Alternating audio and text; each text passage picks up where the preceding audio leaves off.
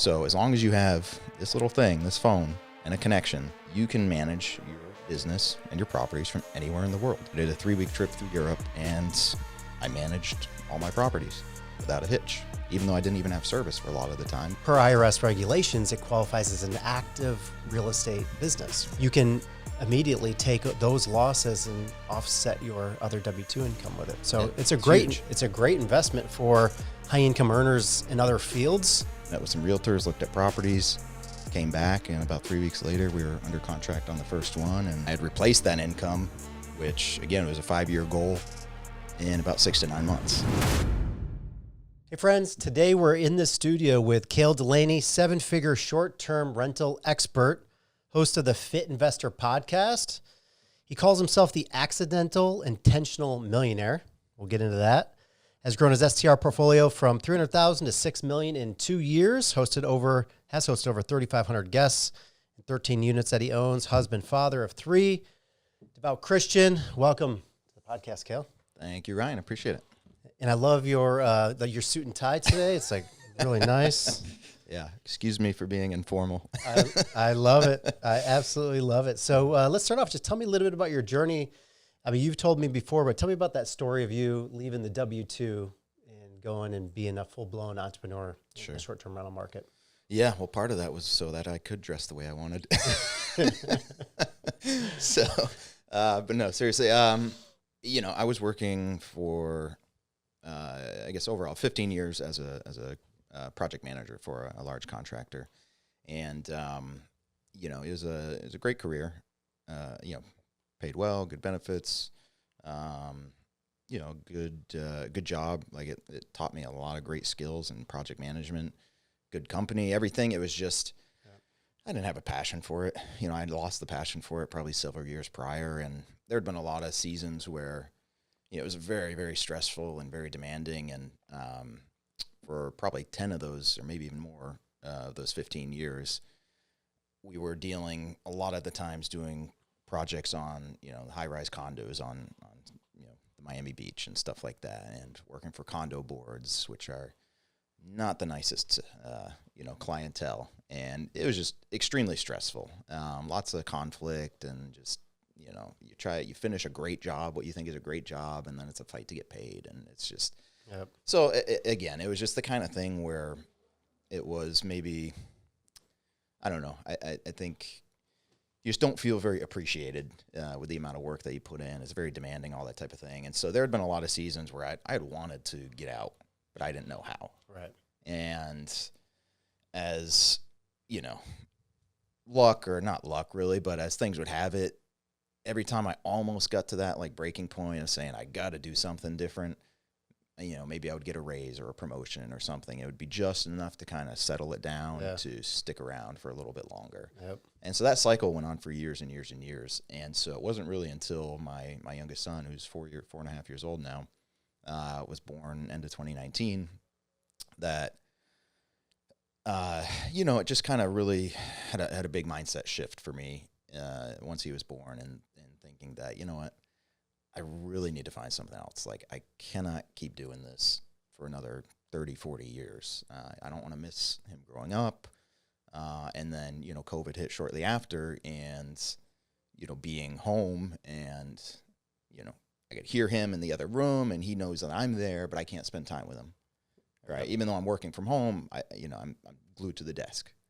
Right. So it was just kind of those compounding things that finally pushed me over the edge to saying, okay, something's going to change. And it was around that time that I just said, okay, I read Rich Dad, Poor Dad, which I'd read it several years earlier, and it never really had an impact. But when I read it that time, it was like getting hit in the face with a brick. Like, it really clarified and solidified that, okay, all right, now I see I need to be investing. I need to have a business. And so I kind of fell on real estate just for a couple reasons. One is that I kind of hear that a lot of wealthy people are in real estate, right? That's right. And actually right out of college, I had worked selling commercial real estate for a couple of years down in Miami. Just, again, good experience, terrible timing. It was 2006 to 2008. And so I just kind of fell back on real estate and started diving in, books, podcasts, you name it. And I thought that small multifamily was going to be how I was going to do it.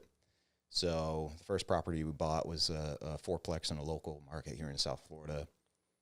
Rented it out. Had some trouble tenants in the beginning. It's kind of a pain in the butt. Cash flowed, but, long-term rentals, they don't cash flow a tremendous amount typically, right? Yep. So that showed me again, it was like, okay, well, I see this can work, but this particular asset class is not going to get me where I want to be, as fast as I want to be. Because I had set an income goal and a timeline, which it was like a 5-year goal to more or less replace my income was what I had set. And that sounded pretty aggressive to me. But with that small multifamily, I was like, yeah, 5 years, that's going to be tough. Like, it's going to take a lot of these units to get me there. And so I started looking for something else, and I get a little bit of shiny object syndrome. I was looking at everything in real estate, right? And that's one of the overwhelming things, especially for people getting started, is there's just so many different avenues you can go down. Yep. And it was about 6 months or so, and then I stumbled across a podcast that they were talking about short-term rentals and the market that I started and primarily invest in. And it sounded great. Like, the numbers sounded great. The location sounded great. It was like log cabins in the mountains. And I didn't even know where it was, but after the podcast, I could Google mapped it. And this was like a few days before Thanksgiving week in 2020. And I had scheduled that week off from work, but we didn't really have plans. And looked it up. It's a long drive, but 16-hour drive. But I was like, you know what? Let's go check it out. So a couple days later, we packed up a minivan, drove 16 hours out to the Smoky Mountains in Tennessee, met with some realtors, looked at properties, came back, and about 3 weeks later, we were under contract on the first one. And then, just kind of hit the ground running and scaled pretty quickly. And, I had replaced that income, which, again, was a 5-year goal, in about 6 to 9 months with short-term rentals. And then I stayed on with the job still for, about 2 years or so after I started that real estate journey, and then left in, end of 2022. So, yeah, end of 2022, left the W-2, and I've been focusing on the real estate full-time now. How many units did it take to replace your income?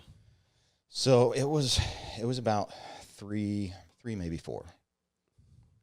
To actually and then when you talk about scaling, so obviously you get your first one, you get your feet wet, you figure it out, you get the place listed, you get your reviews, you get everything all set up. Yep.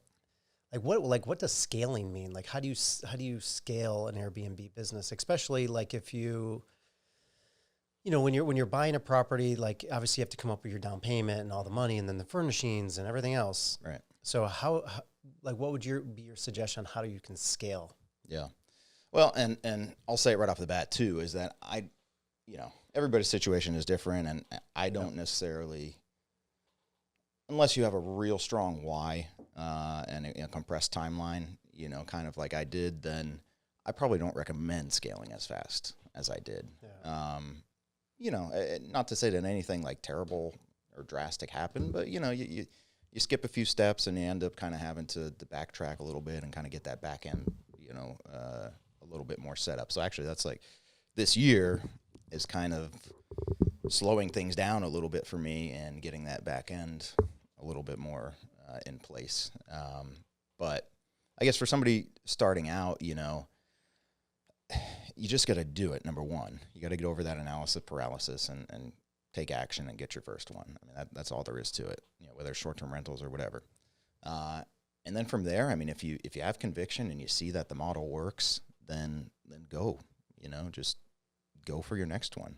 And there's so many avenues and resources for the capital. I mean, I've used my own capital primarily, but I've partnered on a couple. Look with friends and family if you need to. That's a great resource for getting started. Yep. If you can get a loan or a partner with a friend and family. I mean, 401ks. A lot of people don't know this, but you can take out $50,000 from a 401k for any purpose. So there's no penalty. You have to pay it back, but you're paying yourself back ultimately, right? Yep. But you can get a general purpose loan, $50,000 from your 401k for any reason. So, I mean, if you have a job, you have a 401k, there's a source of money that you probably didn't think you had right there. Yep. IRAs, you can tap into IRAs, Roth IRAs. You can take out your contributions, penalty free, right? So that's another source. HELOCs, you know, and so I did all these things. So HELOCs, I took out a HELOC on my primary, you know, use that for down payment funds. Yep. You know, savings. Number one, I lived a very frugal life, right? So, I mean, I was working for 15 years prior to this too. So it's not an overnight success by any means. I mean, I was living a frugal life and saving and doing all those things that you think you're supposed to do, right? And, you know, I had saved up some money, probably, you know, decent by the traditional standards, but it was nothing that was going to get me to being, you know, retiring early or anything like that. So, I mean, just look at all the different avenues that you can get into for getting the capital if that's your, you know, big hang up.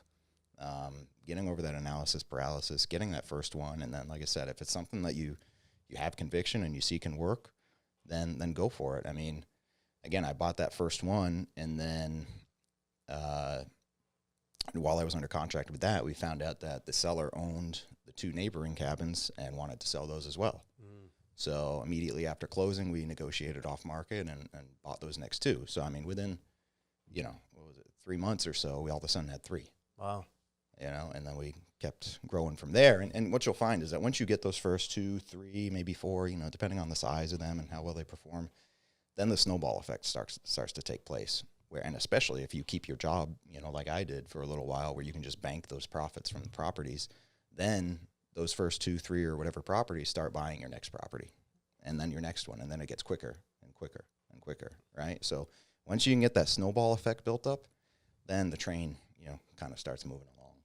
So you said something really important, is that analysis by paralysis, and I see that so much with somebody either wanting to buy their first home just to live in, right, or buy their first investment property. And a lot of people think, oh yeah, I gotta save 20, 25%, but there are so many ways that you can buy a property without necessarily being your money. Right. Like you said, you can partner, you can get a home equity line in your primary. You could make a deal with a seller. You can do an owner finance deal with a seller. You can borrow from an IRA or 401k. There's so many ways you can get into it. And you know, I think some people just don't realize that. Yeah. So just do it. Yeah. And it is scary. The first one is always scary. You know, I mean, you're probably going to be writing the biggest check of your life at that time. Yep. But look, no risk, no reward, right? That's right. So pressure makes diamonds. Right. So it's funny. I was watching this Dave Ramsey video where he talks about the truth of Airbnbs. And I'm a Ramsey fan. Yeah. Like I love Ramsey. I've done his program. It helped me get out of debt, you know, be debt free, you know, all this stuff. So I love his program. But he had a video. It had a bunch of views on it, but it was called the 3 problems with Airbnbs. And the 3 things that he states, number 1 is Airbnbs. And when I say Airbnbs, obviously we're using that as an interchangeable term for short-term rentals. It's like Kleenex, right? You know, it's the same kind of concept. But so the 3 problems with Airbnb, he says, number 1 is hassle. It can suck down your time. He also says it should definitely be in your backyard, just because you're going to have issues with it. So we'll talk about that. You know, he mentions tenants are going to mess up your property more. That could happen, of course. And then the third thing he mentioned was zoning changes, which we are seeing in certain markets, where certain markets either banning Airbnb, short-term rentals, or they're limiting it, or they're requiring a license that maybe you can or cannot get. Right. What would be your thoughts on those 3 things that he talks about? Sure. So, I mean, yeah, he has valid points in all of those, but none of those should be anything to stop you from investing. So, are Airbnbs a hassle? Sure. Yeah, I mean, it's an active income, right? It is not passive investing. That's right. So it is a business. And by IRS standards as well. Exactly. We'll talk a little later about that. Exactly. So yeah, it is a business, right? It's a hospitality business, not just real estate. And that's what a lot of people don't understand about it as well. So yeah, if you are going to get into it, understand that it's hospitality. You're dealing with guests, right? That is more of what you're going to be doing than anything really relating to real estate. So if you're not cool with that, then maybe look elsewhere. So it's time, customer service, responding quickly, right? Coordinating all the cleaners and handymen, anything that, you know, that type of thing. Yeah, but it's not terrible. So I mean, with the software and technology out there, you can automate. I like to say you can automate 90% of it right off the bat once you get your system set up, right? And then, you know, from there, yeah, you're still going to be dealing with the guests when an issue comes up or they have a question that's not part of your standard messaging and that type of thing. or something breaks or needs to be fixed or this or that or the other thing, checking on your pricing and all that type of stuff. So yeah, you gotta run it like a business to perform well. So, again, when I got this started, when I left my job, I think I had, what did I have? I think I probably had 7 short-term rentals at that point by the time I left my job. So I was working a 50 to 60 hour a week job, self-managing, the 7 short-term rentals plus the long-term rentals I had as well. Plus, like you mentioned, I got a family and kids and all that stuff too. Yeah. Wasn't necessarily easy doing all that. No, but it was doable, right? Now I still self-manage everything. So now and I co-host now as well. So, I manage, 13, myself currently, which I am in the process of hiring a VA. Actually, we just hired 2 this week, to start building out that team, and outsourcing things. But again, it's totally doable. And managing 13 plus, again, long-term rentals, I typically spend probably 3 to 4 hours a day. And I'm, make more than I did with my W-2, where I was working 50 to 60 hours a week. So, hey, it's a pretty decent trade-off. Regulations, yeah, you got to look for that. You got to look out for that. And there's many ways you can kind of mitigate that risk. So for me, I invest, again, primarily in the Smoky Mountains of Tennessee, which is like the premier vacation rental market in the U.S., and it has been for decades. Yeah. So when you're investing in what I call a tier 1 market like that, the risk of any type of regulation banning short-term rentals is slim to none. That economy is a significant part of the economy up there, right? It's strictly tourism. Right. You go to Gatlinburg or Pigeon Forge, all it is museums, amusement parks. Right. It is tourism central. Like, not many people actually live, like long-term residents live in those areas. They live in the surrounding towns. Yep. But, Sevierville, Pigeon Forge, Gatlinburg proper, it's short-term rentals. So the risk of regulations there, at least for banning, is going to be slim to none. Maybe they might put some regulations. You do have to get permits and licenses, and yep. They're doing a new inspection program now this year. But again, the risk of them banning it, slim to none. Now, if you're looking in a market that does not have any regulations, or is not a real popular tourism market, then you got to look into it a little bit more, because the risk is going to be greater, right? Because there is still a bad stigma around short-term rentals.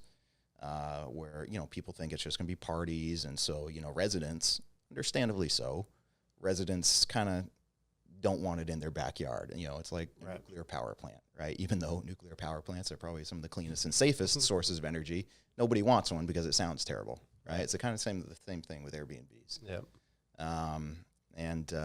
What was the other one? Hassles? That was it?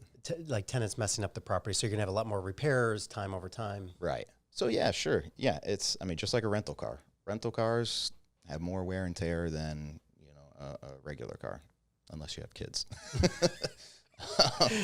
Yeah, that accelerates it pretty quickly.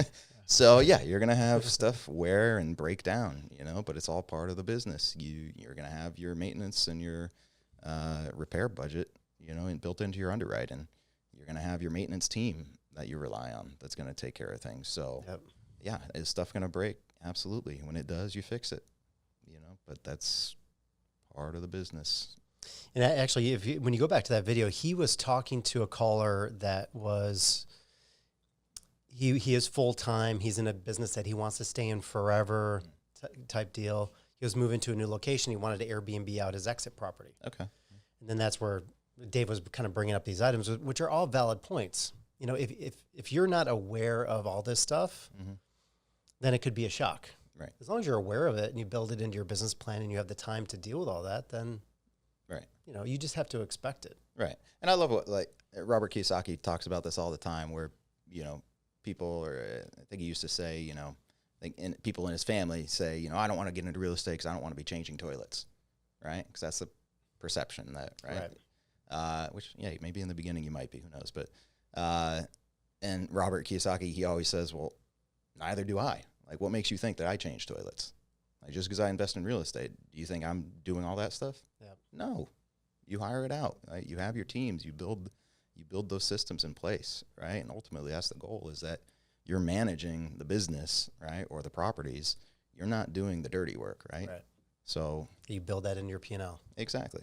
So let's talk about, so somebody's sitting there right now and they're like, man, I got my primary and I really want to invest. I saved a little bit of money. I got some extra time on my hands. I really want to get into a short-term rental. I've been researching it a lot. What would be your advice on their first purchase? Like in regards to maybe location, bed and bath count, type of property, like in an HOA, not in an HOA, single family, condo, townhouse, price point. Like, what would be your overall just general advice there? Yeah, I mean, that's a tough one. Every situation is different. Again, every market is different. So you can't really give a straight answer to that. I mean, for me, like, I prefer investing remotely. To me, I think it's easier.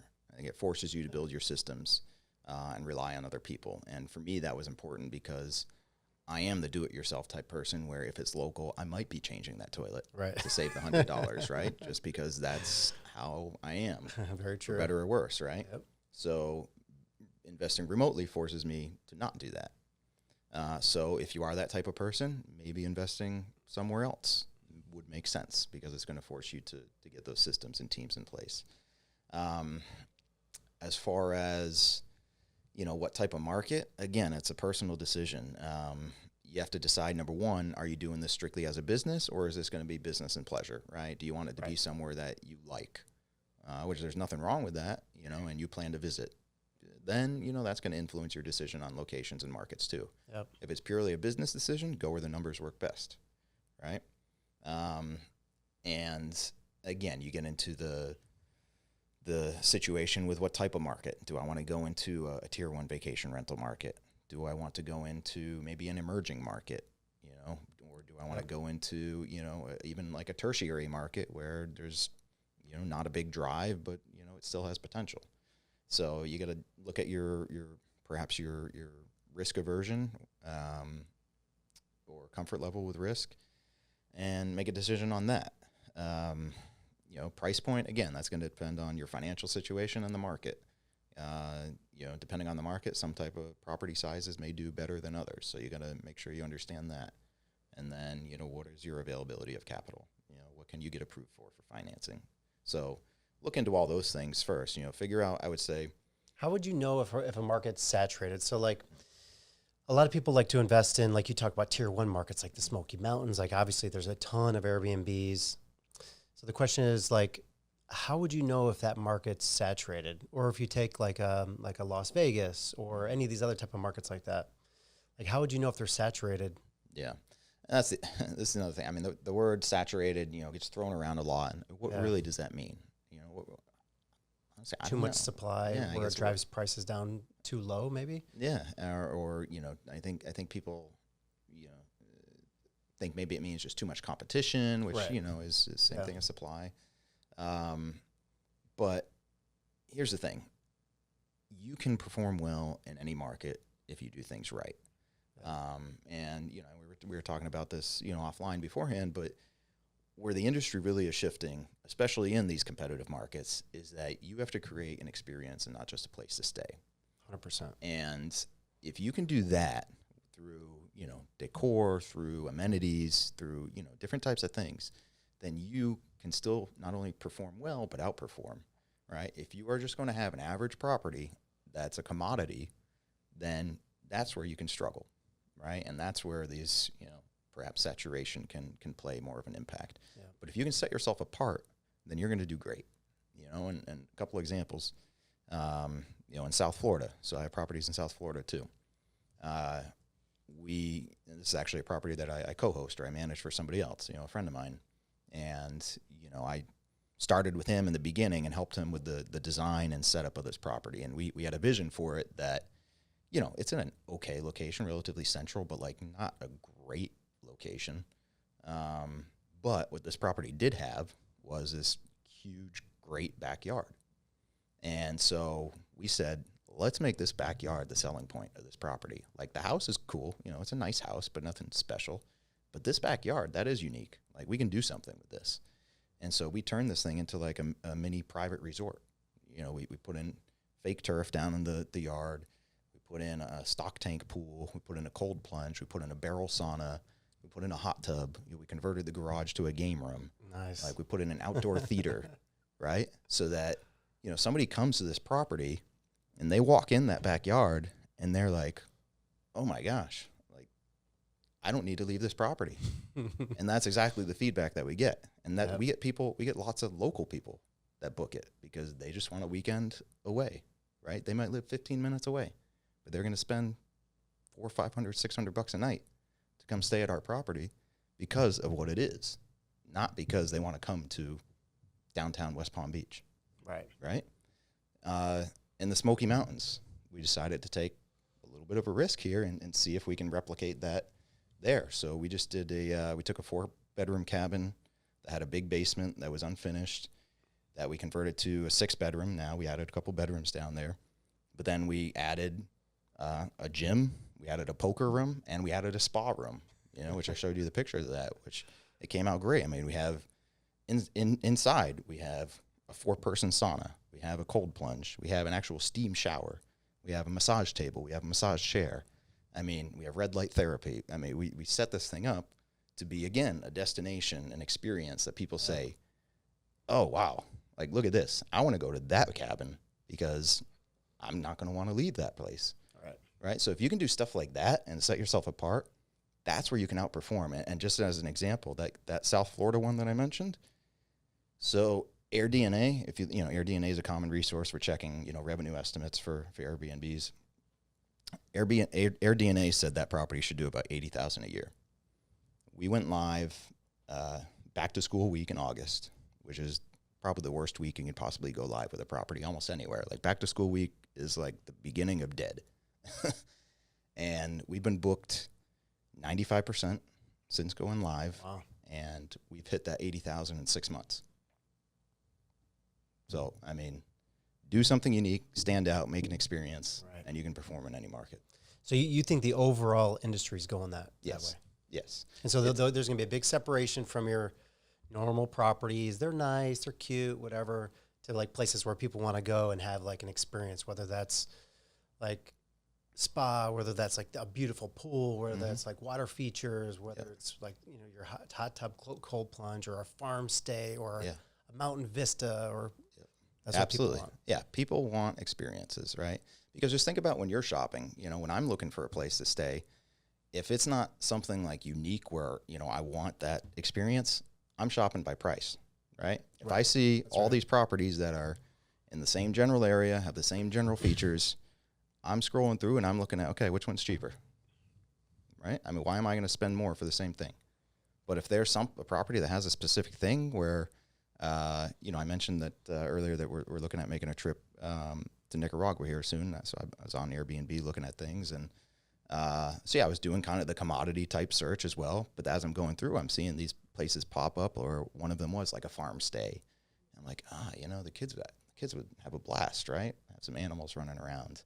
That would be really cool. Or, oh, look at this one. This one's like has an outdoor, you know, kitchen right on the beach. Like, you know, how cool would that be? Or this one's like right next to a volcano. You know, I mean, so, you know, when I see unique things like that, that entices me and makes me willing to spend a little bit more than, again, just looking through as a commodity for a place to sleep.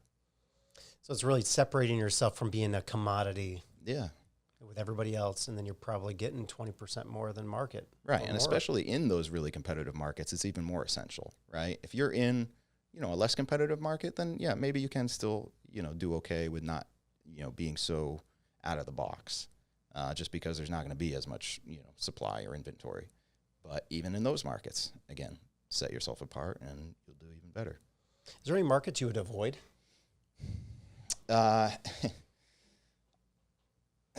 And this is just for me personally, and I know plenty of people who are successful in these markets, right? In general, I prefer to stay out of liberal states. And so places like California, New York, I probably would not invest in. Again, this is me personally, you know. Too much regulation. too much regulation, too many taxes, and too much risk for regulation. Yeah, which was what you said. But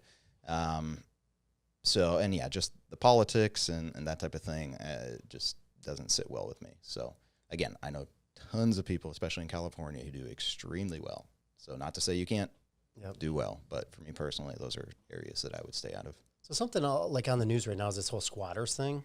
Is that possible in an Airbnb? Like, I mean, let's just say somebody stays in your Airbnb, they rent it for 30 days, and then they're like, yep, I'm not leaving. Like, is that possible or no? So, and this is where, again, it all comes down to the jurisdictions that you're in, and why, again, it's more important to, be in landlord-friendly states than tenant-friendly states, which typically tend to be the liberal ones. Short-term rentals, as they're classified, are stays of 7 nights or less, right? Oh, okay. Which, especially for IRS standards, that's what classifies you as a short-term rental, average of 7 nights or less. Mm-hmm. So, if you're running it strictly like that, then you're pretty much avoiding that, right? And typically the local jurisdictions and legislations, you don't get squatters' rights until, well after that. Gotcha. Now, not to say you can't rent for more than 30 days. Like, I've had, not many, but I've had a few bookings that have been, 30 days or maybe 31 or 32 days or whatever. Yep. Or, people do what's called midterm rentals, which is another popular avenue out there where you're renting for, typically, 1 to 9 months or something like that, traveling nurses, corporate stays, that type of thing. Yep. That you can have, potentially be at risk for that. But this is where you need to, again, understand the local jurisdictions and the legalities of things. You need to have your lease agreement set up properly. So if you are going to be doing those types of stays, you're going to be doing things differently than you would if it's just strictly as a short-term rental, right? You're going to have different lease or rental agreements, right? So you might want to consult with an attorney on those types of things. Gotcha. Yeah, I was going to ask you about that. The midterm rental seems to be kind of people are kind of throwing that around lately. It's getting a little more popular with like websites like Furnished Finder, and there's other ones out there that really cater more towards like your traveling nurses, things of that nature. Mm-hmm. Have you had any experience with midterm rentals? I don't do them personally. I know several people who do them and do them well. They can be very lucrative. So I think it's a great like hybrid avenue to look at.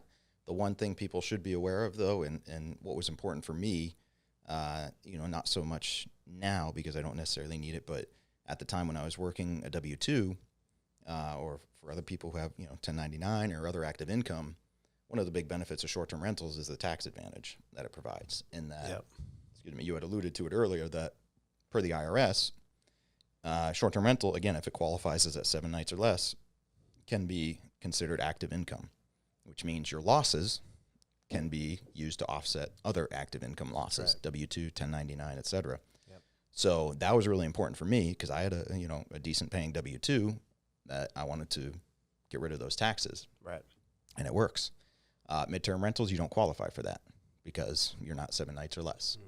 So real estate in general, otherwise to be able to do that same thing, you need to qualify as a real estate professional status for IRS standards, which means, lots of qualifications, but in general, it's typically, 750 hours a year on real estate. Yep. And you have to spend more time doing that than anything else you do. So if you have a job, it's pretty much impossible to qualify. You can't really say I work a full-time job and spend even more time, at least 750 hours doing this real estate too. I mean, there's not really enough hours in the day to make it make sense. That's right.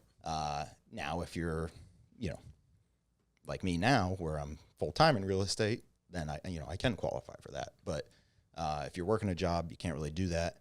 There are some potential, workarounds, but in general, it's pretty difficult to qualify for that. So if you want those big tax advantages, short-term rentals is pretty much the only real estate asset class that offers that. So something to consider. Again, midterm rentals, I think, is a great hybrid thing. You're going to have less, probably less work than short-term rental, maybe a little bit more than a long-term rental, and same thing with revenue. Probably a little bit less revenue than short-term rental, but more than a long-term rental. So it's kind of a happy medium. But those tax benefits are a pretty big thing you got to consider as well. Tax benefits are a huge thing. Absolutely. So yeah. And, from my understanding, like if you make over $150,000, say on a W-2, if you have rental losses from like a long-term or a mid-term rental, then you're capped basically at a $25,000 loss, which most rental properties, once you throw in depreciation and expenses, you're going to show off a paper loss over that amount. Right. And if you're over 150,000 on a W-2, you're paying a lot of taxes. And so you can't offset that only up to 25,000. And so what you just said, which is really like the golden nugget, is like, listen, on STR, per IRS regulations, it qualifies as an active real estate business without getting licensed and spending 750 hours in the business. So you can immediately take those losses and offset your other W-2 income with it. So it's a great investment for high income earners in other fields. Yeah. And where they can show losses and depreciation from these. Another thing that I've had some clients do is the cost segregation. Yep. So if you buy a property, you can hire an appraiser to do a cost segregation where basically they do an appraisal report and they separate like the plumbing, the electrical, the furnishings, all this stuff. And then there's certain items that you can depreciate in less than, say, 27 and a half years. You can depreciate over 7 or 10 years. And so it increases the losses that you can take. Yeah, and that's really how you juice up that tax advantage, right? That's kind of the typical strategy, is to do these cost segregations and then utilize what's called the bonus depreciation, which allows you to take a certain percentage of that, newfound lumped up depreciation in year one as a pretty significant paper loss. And there's some different regulations or legislation going around with that right now. It used to be 100% that you could take. Then they set in this, it's going to phase out 20% a year. So 2023 was 80%, 2024 60%. However, there's a bill in process that part of it is to bring it back retroactively to 100%. We'll see where it goes. If it passes, that'd be awesome. If it doesn't, then, it is going to continue phasing down unless something changes. But it's still a pretty powerful tool, even where it's at now. So, I actually just did 2 cost segregation reports yesterday. Because that's a big strategy. So, you can take, typically kind of the rule of thumb, more or less, was that with the cost segregation, it ultimately gets you roughly about 20% of the purchase price of the property as a lump sum bonus depreciation, as you call it, that you can then take that percentage of. So, again, for 2023, you could then take 80% of that value as a paper loss that now can offset your W-2 or whatever it is. So, for easy numbers, let's say if you bought a $500,000 property, let's say you might get $100,000 of this bonus depreciation, that, 80% of that. So then you could take $80,000 of this, again, paper loss, and offset $80,000 of W-2 income. So if you made $80,000 in your regular job, effectively you just made zero for tax purposes. Wow, beautiful thing. It is a beautiful thing. And by the way, we're not CPAs, so consult your tax professional. Oh, I love it though. Like, what great strategies, especially for high income earners, because because it's something you can still do while you're fully employed. And exactly. That's a beautiful thing, is you absolutely can do it if you are fully employed. Like I was talking about earlier, and the amount of time that I spend, or how many properties I was managing when I was still working. You can do it. It's certainly doable. And that's why, ever since I got into this, honestly, taxes are exciting, because, and again, I follow Robert Kiyosaki a lot, so I love what his tax advisor, Tom Wheelwright, says, is that, stop looking at taxes as penalties. Look at them as incentives. Really, they're directions for what the government wants you to do. What they want you to do, they will give you benefits for. Mm-hmm. The government wants you to provide housing and these types of services, so they're going to give you these big tax benefits to do it. Yeah. Right? So stop looking at taxes as penalties and look at it as a guidebook on how to make money. Love it. Love it. That's solid info. Tell me about remote property management. So you mentioned a lot of your properties are out of town. You prefer it that way because you're not driving by every day and double checking the cleaning lady, make sure everything was perfect. She didn't miss a hair. Fixing the little things so you don't have to pay the handyman to do it. Right. But how do you manage it? Maybe either if you could talk maybe on the tech piece or different systems that you have in play to make sure that you're still getting great reviews, everything's getting double checked. Right. You have great experiences, all that type of stuff. Yeah. So, and I'll caveat this in the beginning in saying that no matter if a property is local or it's remote, it's never going to be to the same standard probably as if you were doing everything yourself, right? So if you are the one cleaning and doing all the maintenance, if you know how to do it, when you're relying on other people, it's probably never going to be up to the standards that you would want it to be yourself. So just get over it and accept it, right? So number 2 is, the systems. All right, so technology is a beautiful thing. So as long as you have, this little thing, this phone, and a connection, you can manage your business and your properties from anywhere in the world. I mean, this was January 2023. I did a 3-week trip through Europe, my youngest son, and I managed all my properties without a hitch, even though I didn't even have service for a lot of the time, but I scheduled things accordingly because I had my phone and I could get a connection if I needed to and check things, right? So there's different softwares that are going to, automate, again, 90% of things, right? It's when a booking comes in, your cleaner's going to get a notice, right? You're not doing anything. When there is a maintenance thing that comes up, there are even softwares or systems you can put in place with that, right? Or, a guest tells you that something needs to be fixed. Okay, send a message to your maintenance team saying, hey, this came up, put it on the list, right? It takes 10 seconds. So, and for cleaning, this is probably one of the more challenging things that comes along is just because, especially in these really popular markets, again, where, where just like you've had an explosion of the number of short-term rentals over the past few years since COVID, there's also been an explosion of these small businesses of cleaners and maintenance companies too, right? And what oftentimes happens is you may find a team that's really great, and then they start to grow and expand because there's lots of business, and maybe the quality starts going downhill, right? Because now, they're hiring out staff instead of the owners, mom and pop doing it themselves, right? Yep. And so you might need to change your team, right? And it's not uncommon at all to change, especially a cleaning team, every 6 months to a year, right? Unless you can really find one that does well and maintains those standards. So you just gotta, again, it's part of the business. You gotta deal with it. Get referrals, like get connected with the local networks of investors in those markets that you're in. Like that's gonna be your best resource, to get referrals for these cleaners and handymen and find out, who does well and who has staying power, right? So those are pretty huge. Do you have somebody check how would you know if the cleaning lady or the cleaning team is doing a good job? Yeah. Do you have somebody go check in after them? So, a lot of the cleaners now will have an inspector as part of their staff as well. That's supposed to go in after their cleaning team, prior to the guests. Okay. Yep. So, which is good, but it's not foolproof. Right.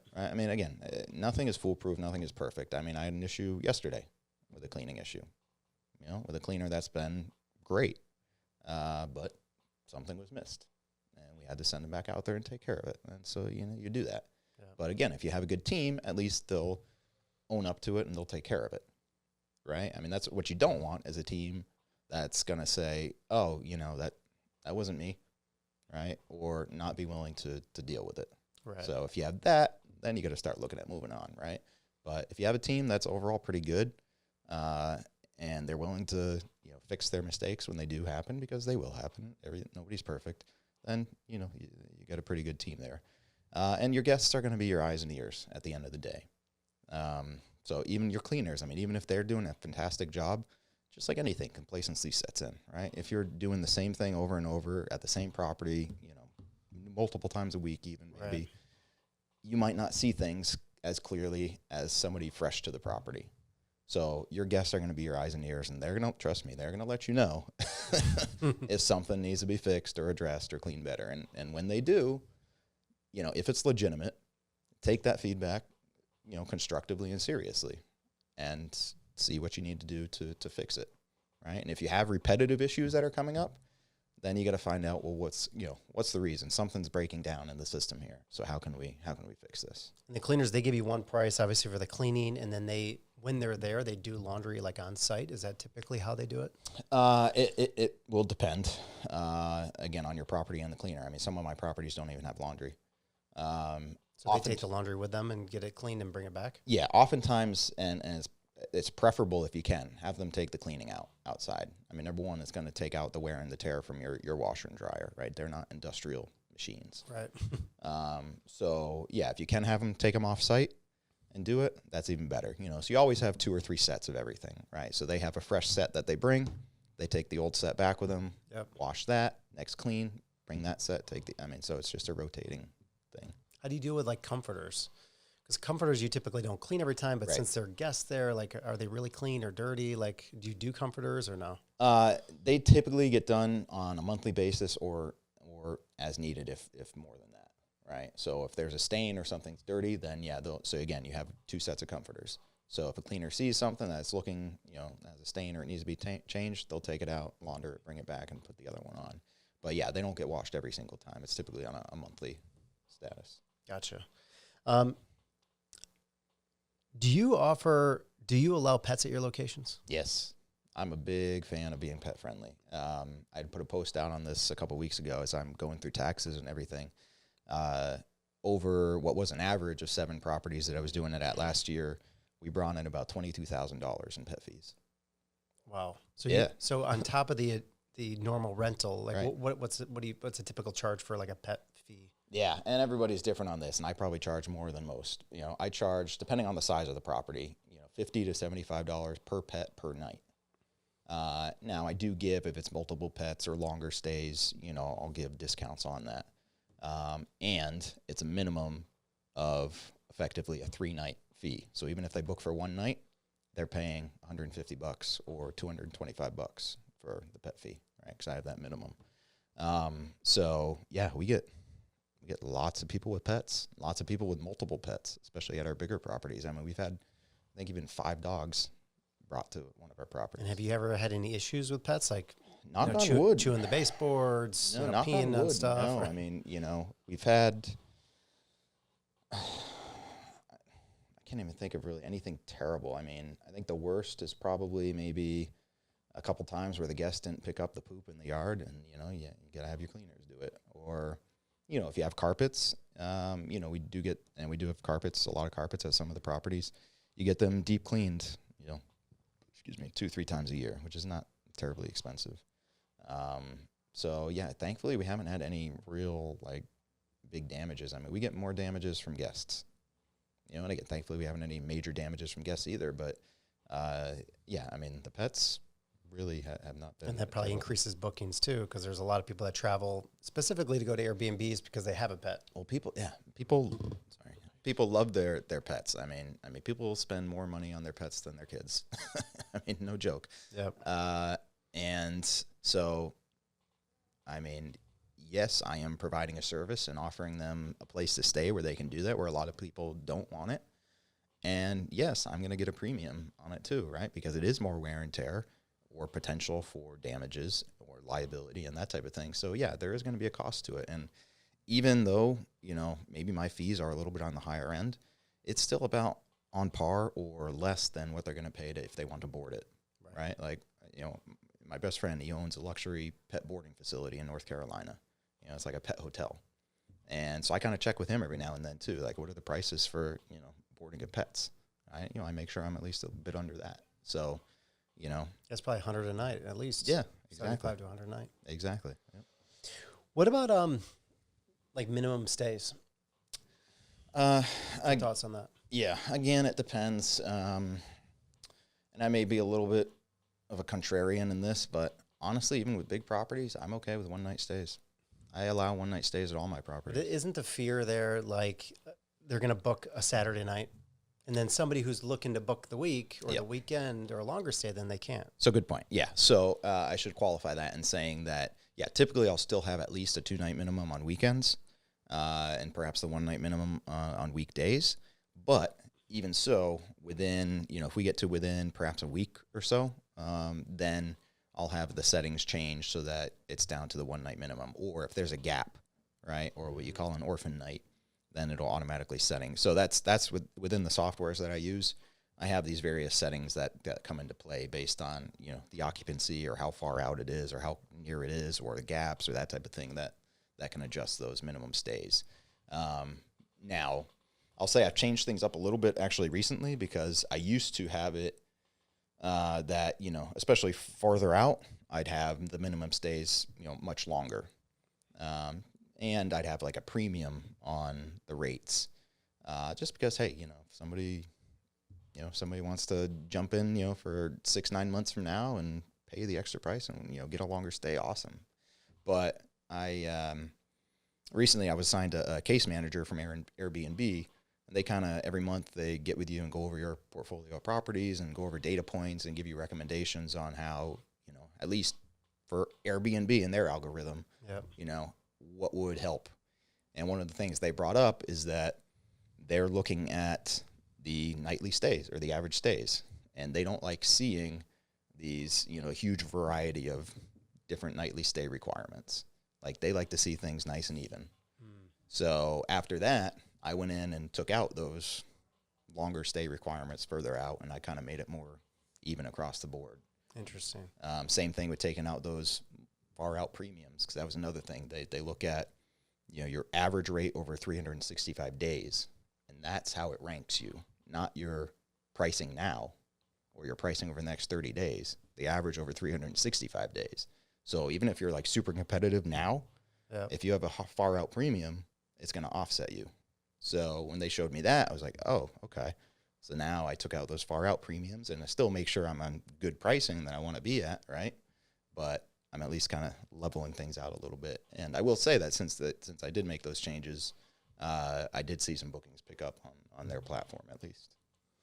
What would you do if you have a short-term rental? You had a great season, maybe it's in South Florida. Great season, booked from December all the way through March, and all of a sudden, or April, and all of a sudden it's like, bam, nothing. Right. Because like in Florida, we are a little bit seasonal, not as much anymore, but you know, there are a lot of people that come down here from other parts of the country during the season. What would be your suggestion to increase bookings outside of the experience, adding experiences and all that? Right. Anything else you could do to tweak to increase bookings? So, I mean, besides the things a couple things I just mentioned, you know, you want to make sure you're keeping your listings fresh. That's the kind of another rule of thumb is, you know, adjusting your title every now and then, or your pictures, or making sure your description's looking good. You know, I guess even right off the bat, though, making sure you have great photos. I mean, that's probably your biggest ROI investment right there. Is get a professional photographer, STR photographer, not a real estate photographer. A lot of people go in and think, oh, I'll just get this, you know, he does photos for, you know, realtors. No, it's different. Get a short-term rental specific realtor or photographer. They know what people want to see. They know how to stage things. They know how to do lighting. Like, trust me, pay them what they're worth and get those photos. That's probably the biggest thing right off the bat. Pet friendly, like we talked about. Offer that. One thing that I do, and I get tons of bookings specifically because of this, I give a 5% discount to seniors, military, and first responders. And I put that, you know, either in the title or right at the top of the description so people can see that. And yeah, I got a ton. Is that a manual process, or it's you can code it? It is a manual process. Yeah. But yeah, I get a ton of bookings because of that. Right. And look, here's a little secret. Raise your prices 5% across the board and then offer the discount. People like the discounts. Yeah. People like a discount, whether it's a real discount or not. People like a discount. So, I mean, those are just some things that you can do to try out and spruce things up. And I mean, at the end of the day too, you know, markets are seasonal. So understand the seasonality. You're not going to be 100% booked 100% of the year. And then what are your thoughts on like Airbnb versus VRBO versus direct booking website? I mean, look, they all have their place. You know, the trend, I don't know, and it changes every now and then. I really don't know why, but you know, the trend seems to be, you know, Airbnb is usually a little bit more popular and a little bit bigger portion of the pie when it comes to your bookings. VRBO, comes in next, and then direct bookings are becoming more and more of the push now, and I think for good reason. And it's, it's on my radar and a push on my end as well. Just because you have more control, you have, you get more revenue out of it, right? Because you're not subject to all the fees that you're going to be paying on the platforms. The guests save a little bit too, because they're not paying those fees. And since you're not, you're able to offer a more competitive rate. Yeah. So it's a win-win situation. It's just, how do you get them to book direct? Right. Right. And so it's a process, and it's a bit of a long game. And there's some companies out there, like Boostly is one of the big ones that's really popular, and creating the websites and helping people, create the strategies and really juicing up their direct bookings. So yeah, it's just a process, and you're just gonna have to work in it, and getting guests' information, so getting their emails, and there's different softwares and devices out there now that can collect people's emails, right, or their phone numbers. So you have their info, you can build those databases and do email marketing. Yeah. So there's lots of different avenues for growing that direct booking revenue, but yeah, I think and especially for people starting out, I would say put a focus on those direct bookings from the very beginning, because it's only going to benefit you. Being just on Airbnb and VRBO is risky, right? There is an inherent risk with it, and that if there is a violation, that even if it's not true, you could potentially be suspended or delisted, even if it's just temporarily. Right. It can happen no matter how long you've been on the platform. And if that happens, you can be in a world of hurt. Right. So, it's just like with anything. Having all your eggs in one basket inherently has some risk. So if you can diversify and push more towards something that you can have control over, which is the direct bookings, yep, then that is the ideal situation. But it is a long game, and it is going to take a while, because Airbnb is a monster marketing machine, right? Yep. So, they spend millions and millions and millions of dollars in marketing. That's why we say short-term rentals synonymously with Airbnb, right? Because their marketing is intense. That's what people think of when they think of staying at a place. It's an easy platform to search. So, it is hard to compete with. But, again, just go through the process and build it up. And there's lots of people who are successful in getting a majority of their bookings through direct bookings, because they've focused on it. Interesting. Wow, there's so much stuff, that goes into this. Is great information. Let's kind of switch gears a little bit and talk a little bit about, one of the things that you talk a lot about is creating generational wealth.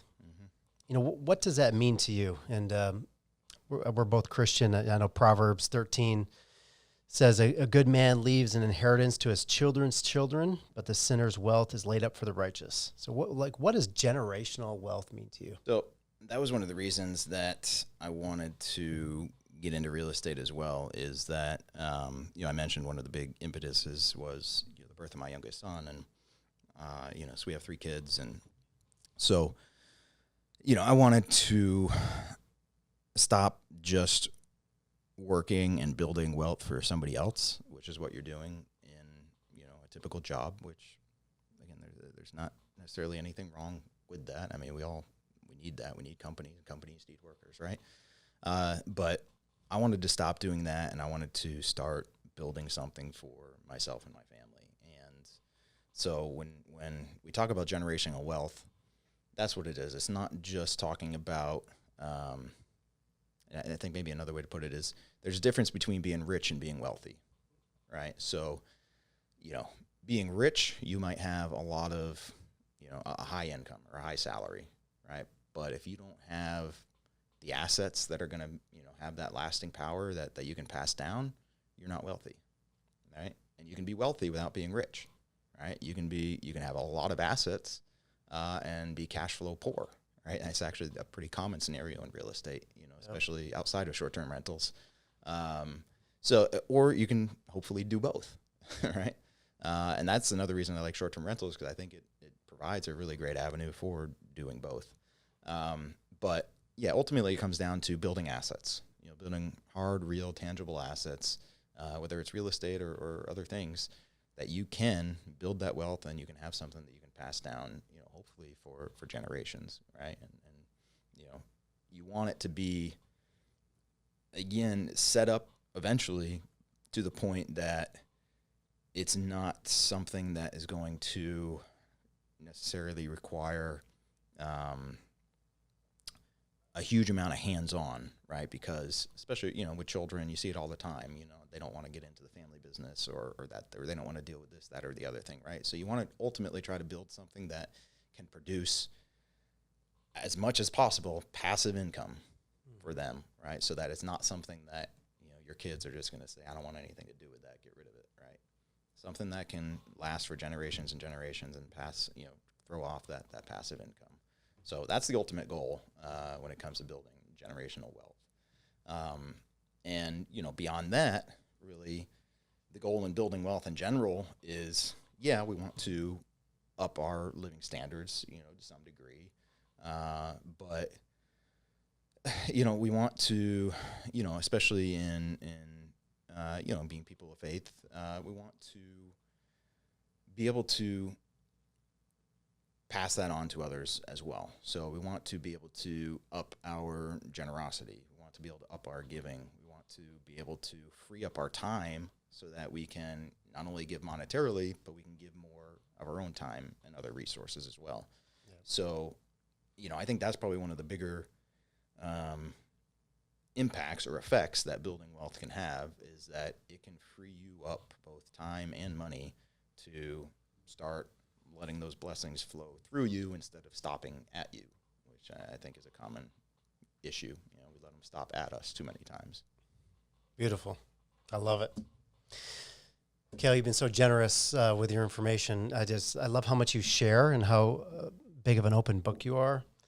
The stuff that you shared today was just incredible. It's like masterclass on short-term rental. I got a couple rapid fires and then we'll wrap up. What is your favorite business book or podcast?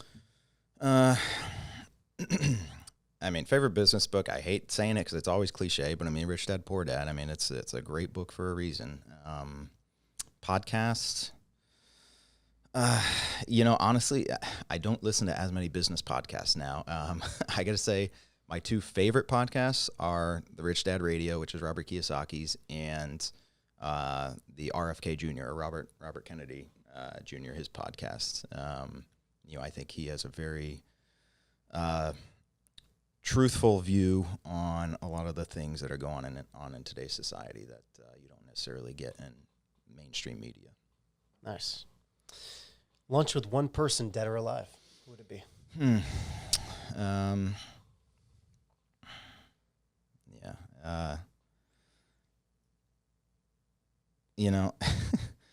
I'm big fans of, it's two people, I guess. I'm big fans of Arnold Schwarzenegger and Sylvester Stallone. So I'd love to meet both of those gentlemen and sit down for lunch with them.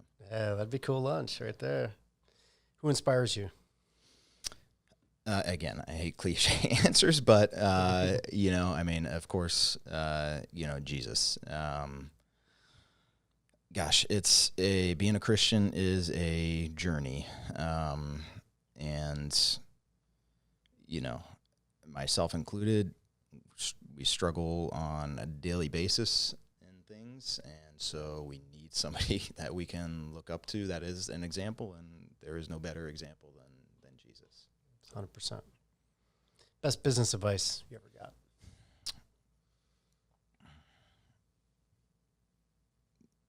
Take action. As simple as it sounds, that really is what separates most successful people from unsuccessful people. Yeah. Eventually you just have to take action. Is it going to work out? Maybe not. And maybe even the better advice possibly is, if and when it does fail, make sure it's fail forward, right? Make sure you learn. Yeah, make sure you learn a lesson, and pick yourself up, and don't let it kill your discouragement. And I'll give this just real quick. Trying to make it quick is that, when I mentioned I bought that first property in the Smoky Mountains. So there's a lot of things that go into it, and I kind of tell my story a bit more. And there's a book. I was a part of Hospitable Hosts, Volume 2, which I tell my story. But one of the examples I bring up is that first property, when I came back from the Smokies, like on that drive back, I was in a bit of a crisis because I was sold on the method, I was sold on the market, but the prices were outrageous and it was super competitive, and I couldn't justify like paying more than asking on a property. I still can't. Like, it just doesn't work for me. I'm like, if I don't get it on a discount, I'm not buying it, right? And so I found a way around that, thankfully. But there was a property that I found. It was that first one, and it was a miracle that hadn't been sold already. And I said, I'm going to submit this to prayer and sit on it for a week, knowing that it could sell anytime. And my prayer at that time was, Lord, if this is meant to be, if this is the path, if this is according to your will, then I trust that you'll make it happen. And if it's not, and you don't make it happen, then please just don't let me be discouraged and not move forward. Like, help me, pick up the pieces and move on to the next one, right? And so I would say, let that be your MO, let that be your prayer, that if you do fail, if something doesn't work out, don't be discouraged, and may God give you the grace and the comfort to pick yourself up and move forward and do it again. That's awesome. That's good stuff. Well, on that note, man, this has been a great time. Yeah. Got so much good nugs. How can people get hold of you if they want to get hold of you? Yeah, Facebook's probably the best. Just look me up, Cale Delaney. Fit Investor podcast you mentioned, please check that out. We're on all your major podcast platforms, Apple, Spotify, Google, all that. We also have a corresponding Facebook group, The Fit Investor. You can find that on Facebook. Instagram, Cale Delaney as well. So, yeah. Sweet. And we'll post those below. Yeah. Cale, thank you so much. Absolutely. Thank you, Ryan. Bye, guys. See ya.